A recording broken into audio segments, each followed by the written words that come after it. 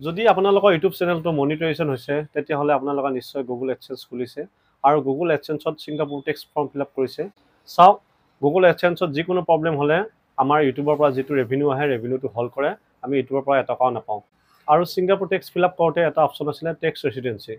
যদি বহুতে আপোনালোকৰ টেক্স ৰেচিডেঞ্চিৰ কাৰণে পান কাৰ্ড ব্যৱহাৰ কৰিছে বা আধাৰ কাৰ্ড ব্যৱহাৰ কৰিছে কিন্তু টেক্স ৰেচিডেঞ্চি প্ৰব্লেমটো ছল্ভ হোৱা নাই যদি এনেকুৱা প্ৰব্লেম হৈ আছে আপোনালোকে কেনেকৈ ছল্ভ কৰিব তাৰ বিষয়ে মই আজি আপোনালোকক ক'বলৈ ওলাইছোঁ কাৰণ যেহেতু আমাৰ টেক্স ৰেচিডেঞ্চি চাৰ্টিফিকেট ল'বলৈ হ'লে আমি ইনকাম টেক্সৰ অফিচত যাব লাগিব পান কাৰ্ড য'ত বনাওঁ তাতে যাব লাগিব আৰু বহুতো ডকুমেণ্ট জমা দিব লাগিব এটা লং প্ৰচেছ দীঘলীয়া প্ৰচেছৰ মূৰত আমি টেক্স ৰেচিডেঞ্চি চাৰ্টিফিকেট এখন পাম সেয়েহে বহুত ভেজাল আছে বা প্ৰব্লেম হয় বহুত দিন লাগিব সেয়েহে মই আপোনালোকক ক'বলৈ আছোঁ উইথাউট টেক্স ৰেচিডেঞ্চি চাৰ্টিফিকেট কেনেকৈ আমি টেক্স ৰেচিডেঞ্চিৰ প্ৰব্লেমটো ছল্ভ কৰিব পাৰোঁ চ' ভিডিঅ'টো আপোনালোকে স্কিপ নকৰাকৈ সম্পূৰ্ণকৈ চাই থাকিব চ' ফাৰ্ষ্ট টাইম আমি গুগল বা ক্ৰম ব্ৰাউজাৰত যাব লাগিব ঠিক আছে যিকোনো এটা ব্ৰাউজাৰত যাব আৰু টাইপ কৰিব গুগল এডচেন্স ঠিক আছে নেক্সট আপোনালোকে ইয়াতে ক্লিক কৰিব লাগিব ক্লিক কৰাৰ পাছত ইয়াতে সাইন আপ অপশ্যনটো দেখিছেনে আপোনালোকে সাইন আপত ক্লিক কৰিব লাগিব সাইন আপ কৰাৰ পাছতে আকৌ এখন পেজ খোল খাব আৰু ইয়াতে লিখা আহিব choose N account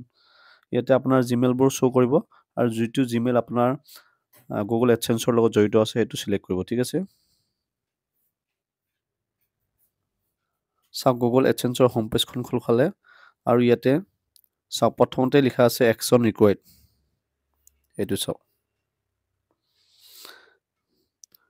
action required there's something to check in your AdSense payment account যদি আপোনালোকৰ এনেকৈ আহিছে তেতিয়াহ'লে আপোনালোকৰ যিটো ইউটিউবৰ পৰা ৰেভিনিউ পায় সেইটো হল হৈ থাকিব আৰু ইয়াতে লিখা আছে গো টু পেমেন্ট আমি গো টু পেমেন্টত ক্লিক কৰিব লাগিব গো টু পেমেন্টত ক্লিক কৰিলো অলপ ওয়েট কৰিব আকৌ নতুন পেজ এখন খোল খাব ঠিক আছে আৰু এইটো যিটো পেমেন্ট একাউণ্ট হৈ আছে AdSense India হৈ আছে না এটো আপোনালোকে YouTube India কৰিব লাগিব ইয়াতে সিলেক্ট কৰিব লাগিব ইয়াতে সিলেক্ট কৰিলো সিলেক্ট কৰাৰ পাছতে এটো ইন্ডিয়া US ডলাৰ লিখা আছে না ইয়াতে ক্লিক কৰিব লাগিব এটো YouTube India হৈ গল এনেকৈ সিলেক্ট কৰি লব চাও এটো পেমেন্টছত ইয়াতে কি লিখা আছে some additional documents are required to verify your tax information we will use the default applicable tax rules for your tax residency country until your info is accepted ঠিক আছে আপডেট টেক্স ইনফো ইয়াতে আপোনালোকে click কৰিব এই update tax info কি আহিছে বাকি সকলো ঠিক আছে ইয়াতে টেক্স ৰেচিডেন্সিত প্ৰবলেম হৈ আছে ইয়াতে লিখা আছে some additional documents are required to verify your tax information ঠিক আছে এটো লিখা আছে ইয়াতে আপোনালোকে সাবমিট মিসিং ডকুমেন্ট যদি আপোনাৰ টেক্স ৰেচিডেন্সি সাৰ্টিফিকেট খন আছে তেতিয়াহলে আপোনালোকে ডাইৰেক্ট সাবমিট মিসিং ডকুমেন্টত যাব আৰু ইয়াতে আপলোড কৰিব পাৰিব ঠিক আছে আমাৰ যেহেতু টেক্স ৰেচিডেন্সি সাৰ্টিফিকেট খন নাই এহে আমি কি কৰিব লাগিব তলৰ ফালে অকমান স্ক্ৰল ডাউন কৰিব তলৰ ফালে আহিলে দেখা পাব ছিংগাপুৰ ঠিক আছে আৰু তাৰ তলতে লিখা আছে শো টেক্স ডিটেইলছ ইয়াতে ক্লিক কৰিলে গোটেই ডিটেইলছ খিনি ওলাই পৰিব ঠিক আছে চাও ইয়াতে গোটেইখিনি লিখা আছে বিজনেস ইনফো আৰু এক্সেমশনস ঠিক আছে ইয়াতে আমি কি কৰিব লাগিব সিংগাপুৰত যেটো আপডেট টেক্স ইনফো আছে ইয়াতে আমি ক্লিক কৰিব লাগিব এটা স্টাৰ্ট নিউ ফৰ্ম পাম ইয়াতে আমি ক্লিক কৰিব লাগিব স্টাৰ্ট নিউ ফৰ্মত ক্লিক কৰিলো তাৰপিছত আহিলে বিফোৰ ইউ স্টাৰ্ট ঠিক আছে এটো স্টাৰ্ট ফৰ্ম আহিলে আকৌ স্টাৰ্ট ফৰ্মত ক্লিক কৰিলো সিংগাপুৰ টেক্স ফৰ্মখন আমাৰ ইয়াতে খোল খালে what's your business type to individually কৰা আছে আৰু এটো নো কৰিব next to do you have permanent establishment in Singapore যেটো সিংগাপুৰ নাথাকো এটো নো ঠিক আছে আৰু টু জিএসটি এটো আহিব নো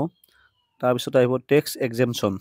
are you eligible for tax exemption to এটো আমাৰ ইএস কৰা আছিল কাৰণে টেক্স ৰেচিডেন্সিত প্ৰবলেম হৈছিল এটো আমি নো কৰিব লাগিব দিয়া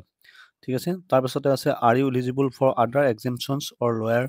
tax rates এটো আমি নো কৰিব লাগিব তাৰ পিছতে আমি সাবমিট কৰিব লাগিব আৰু টেক্স ৰেচিডেন্সি প্ৰবলেমটো সলভ হৈ যাব এটা মই সাবমিট কৰিলো ঠিক আছে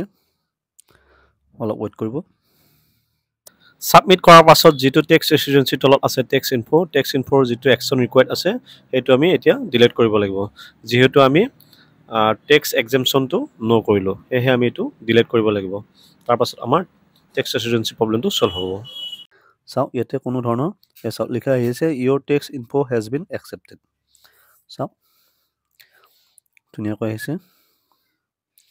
এতিয়া কোনো প্ৰব্লেম নাই চাওক আপোনালোকৰ যিটো ইয়'ৰ দেখা পাইছে এইটো অকণমান পাছত এইটো নোহোৱা হৈ যাব গুগল এডচেন্সত আপোনালোকে যিটো জিমেইল দিছিলে তাতে আপোনালোকৰ এটা মেইল এটা আহিব ইয়াতে আপোনালোকে পাব চাওক your Singapore tax information has been accepted চাওক আপোনালোকে দেখা পালে the Singapore tax information you add to your payments profile has been accepted and validate and is now active ঠিক আছে you can view your tax information at any time